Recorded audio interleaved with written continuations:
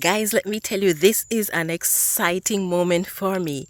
It's not a lot, it's not a big deal, but, well, I shouldn't say it's not a big deal, but what I'm about to do is quite exciting for me. So, guess what I'm going to do? Any ideas? After struggling for so long, from March until now, to get my garden built, and my garden is finally up and running. After 4 weeks of getting my garden up and running, where all the beds are complete and all the beds are planted up, guess what I'm about to do? My first harvest. So it won't be a lot that I'm harvesting, but I am so excited because this is going to be my first harvest outdoors since we moved to Prince Rupert 8 months ago. So yes, this is a big deal for me. So I'm going to be harvesting from here, and I'm going to be harvesting my spinach.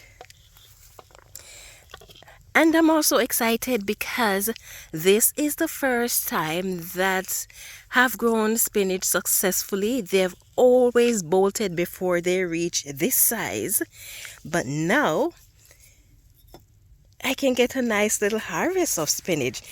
But mark you, they are bolting. As you can see, yes, they are bolting. And I think I'm going to allow, I do have more spinach seeds, but I'm going to allow one plant to remain just for the seed. Now, in general, when I harvest, I use one of two methods. I either harvest using the cut and come again method, where I take off the lower leaves of the plant and allow the upper leaves to remain, and the plant keeps growing. When you cut the leaves off the lower section of your plants, it encourages your plants to keep growing more leaves. And if you have a small garden, the cut and come again works really, really well, because then you don't have to worry about planting them all over again or finding the space to put more plants so that you can have a nice harvest. So you can use the cut and come again, or you can just take out the entire plant. In general, if I decide to take out the entire plant, one of the things that I would do is to root the plant out from the ground. But I'm not going to be doing that anymore. I don't dig my garden, but I usually uproot the plants. Now I'm going to be allowing the root to stay in the ground and to feed the soil. And if I need to plant something else here where I'm harvesting from, then I'll just go a little bit over from where that rootstock is and plant there. This is going to provide nutrients for the soil. In addition to that, because I did not disturb the soil by rooting up the plant, it means that this soil will be healthier next year because I did not disturb the food web. I still have a few of the what's it called? I'm harvesting it and I can't remember the name, spinach, that are still small. So those small ones, I'm going to give those a chance to grow up. And I'm going to be putting something else in the space that I'm taking these from. Okay, I'll let those grow up. And those three, I'll let them stay there because I don't think I'm going to need that much. Now, this row of vegetable here, if you guys can identify what this is, I would be very grateful. When I bought the seeds here, they told the package said that it was red radicchio, which is what I wanted. But as you can see, this is not red radicchio. This plant grows very tall, up to 3 feet, and it blooms a nice, beautiful yellow flowers. It has red speckle on the leaves, but it is not red radicchio. The leaves are very thin. It is almost as delicate as the leaves of spinach. In fact, the leaves feel thinner than that of spinach, if you can believe that. So I'm thinking it is some form of lettuce, but I'm not sure what type. So yes, there goes the first part of my harvest. I'm so excited. Now we are going to move on. I just have to make sure that this thing is covered properly. Whatever I have in here, there is no need for pollinators to go in there, so I try to keep it covered so that I can keep the pest off. Now here, if you notice, my potatoes are looking all white, and all my beds are looking like this because every now and then I open the covers of the raised bed so that the plants can get air. I do have holes in the top and a screen over it where water can come in and hot air can escape, but I like the wind to be able to pass through my plants to help strengthen them and also to help keep fungus down. So I have diatomaceous earth on here because sometimes I leave the beds open for a while, and the diatomaceous earth will help to control some types of pests that may get in.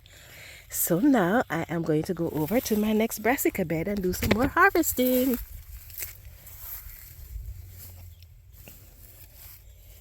Okay, this is so exciting.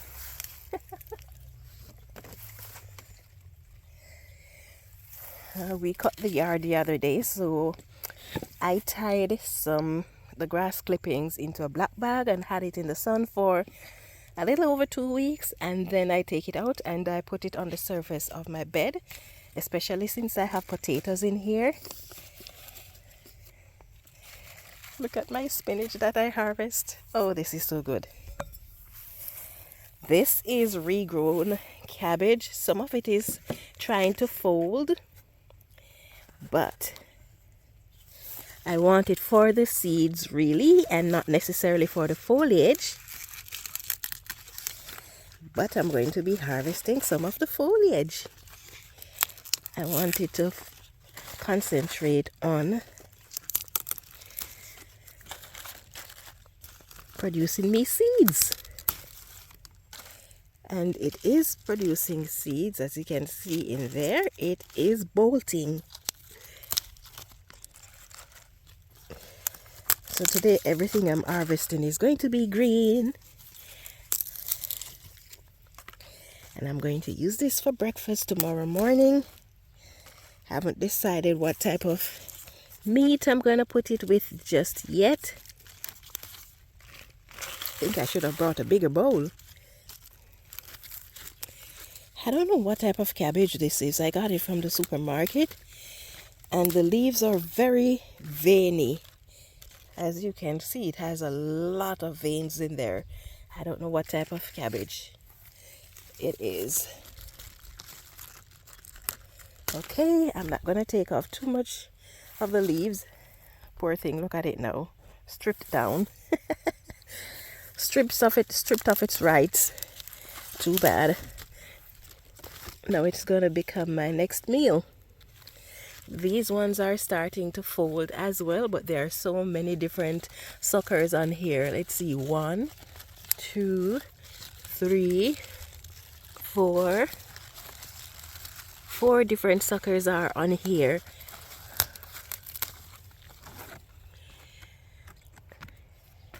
And I believe this is a flathead cabbage that I'm regrowing for the seeds as well.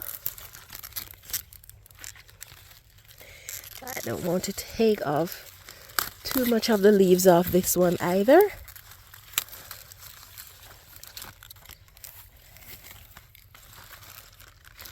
Okay.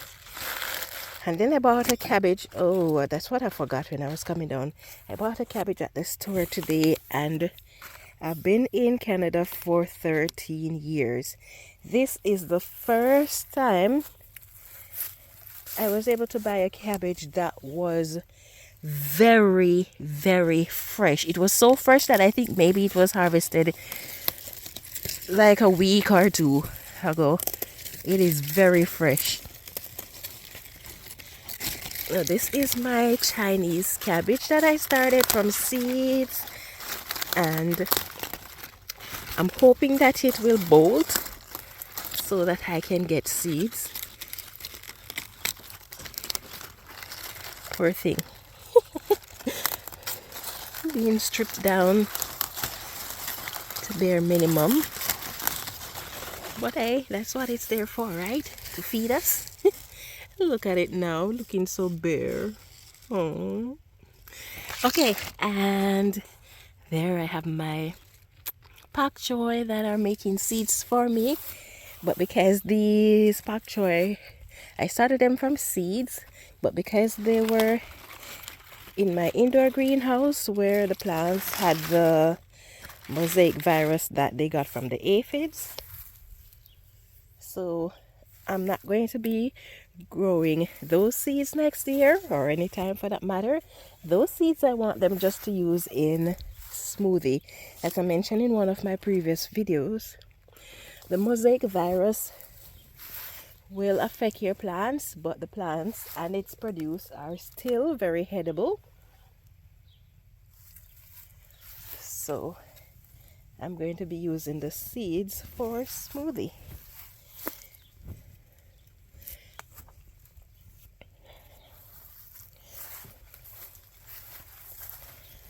Okay, let's get this thing properly secured.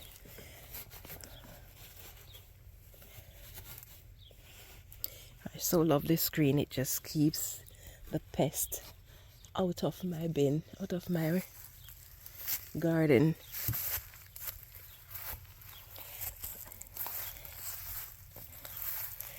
Oh my goodness, my harvest, my first harvest.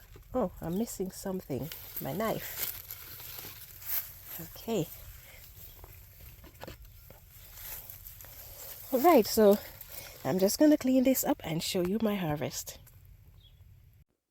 So this is what my harvest look like. Thank you for watching, and I hope you have yourself a wonderful day. Yeah man, a time for grow.